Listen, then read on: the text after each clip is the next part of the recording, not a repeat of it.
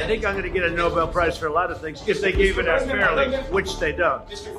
শান্তিতে নোবেল পুরস্কার পেতে রীতিমতো মরিয়া হয়ে উঠেছেন মার্কিন প্রেসিডেন্ট ডোনাল্ড ট্রাম্প। প্রেসিডেন্ট হওয়ার অনেক আগে থেকেই নানান কর্মকাণ্ডের মাধ্যমে বরাবরই আলোচনায় এসেছেন তিনি। একসময় ডাব্লিউডাব্লিউইতেও নিয়মিত দেখা যেত তাকে। নিজেকে নানা যুদ্ধ ও সংঘাত মীমাংসার নেপথ্য নায়ক হিসেবে দাবি করে যুক্তরাষ্ট্রের প্রেসিডেন্ট ডোনাল্ড ট্রাম্প বলেছেন, তাকে নোবেল শান্তি পুরস্কার না দেওয়া হলে সেটি যুক্তরাষ্ট্রের জন্য হবে বড় এক অপমান।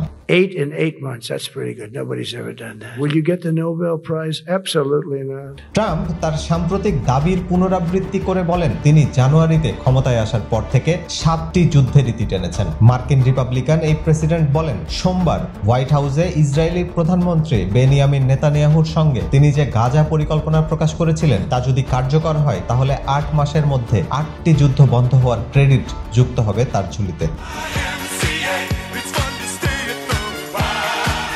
এর আগে 2009 সালে ডেমোক্র্যাট নেতা এবং সাবেক মার্কিন প্রেসিডেন্ট বারাক ওবামা নোবেল পুরস্কার জিতেছেন। এতে দীর্ঘদিন ধরেই বিরক্ত ছিলেন ট্রাম্প। নিজেকে বরাবরই নোবেল পুরস্কার পাওয়ার ক্ষেত্রে বারাক ওবামার চেয়ে বেশি যোগ্য মনে করেন এই মার্কিন নেতা। হাসান অয়ন, উইকলি ইনকিলাব।